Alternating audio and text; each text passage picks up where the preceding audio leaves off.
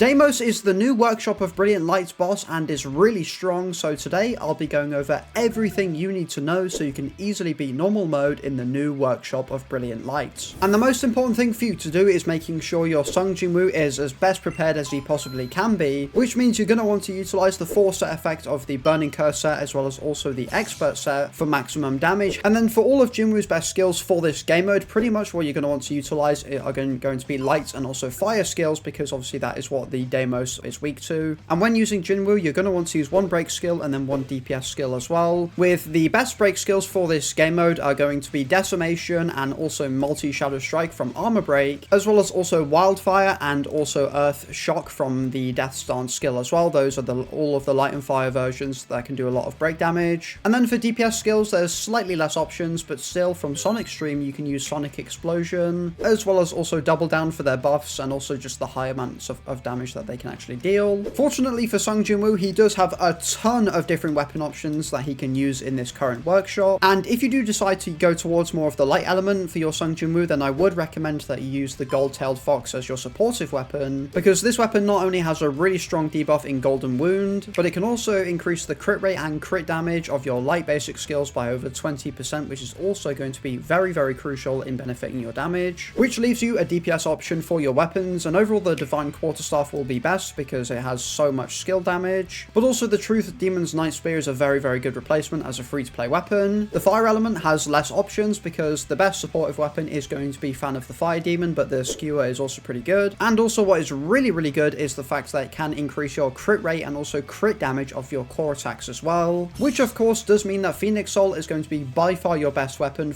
in terms of doing damage for the Fire element, because it obviously does work around core attacks a ton. But also what is extremely important, and I can't stress this enough how important this is, but your Blessing Stones are going to help you give you a ton of extra damage. And some of my favorite Blessing Stones to use in this workshop are going to be Blessing Stones like Sharp Perception, Reawakening, Bloodlust, Pulverize, Boss Slayer, Double-Edged Sword, Weakness Detection, and also Intuit. Onto your team setup, and for your supportive hunters, basically what you want them to do is you either want them to just do break damage, or you want them to provide very powerful buffs, especially with high uptime. Which means for the light element, hunters like Gogen Hee, Shimizu Akari, Min Byung-gu, and also Thomas Andre are all amazing hunters in helping supporting your damage. And then for the fire element, there's slightly less options, but nothing too crazy, because Essel Radira and also Emma Lawrence are going to be very, very good supportive options, because obviously Essel can increase your fire damage and just damage it with the debuff that she does apply. But also Emma Lawrence is very, very good because she can increase your fire damage as well as also your defense penetration. But then also even Yu Soo-hyun as well, who can actually buff your defense penetration even more, is also a relatively decent supporter. So now let's talk about all 3 of the bosses that you're going to be facing in this workshop and actually how you can beat them. And the very first boss is the Archlich, the Master of Twilight, which I believe has around 1 million team power for you to have, so it's going to be pretty strong. And for this very first boss, the fire team is overall going to be the best, because this boss has a huge amount of defense, so defense penetration will definitely be the preferred mechanic you want to utilize. But it doesn't mean the light team still isn't usable, and it definitely is, because it's the team that I've been using throughout the whole entire time of playing it, and I can definitely confirm it definitely still works. But also this boss is quite similar to the Mater's fight, I believe, in the Baron workshop, because it sort of has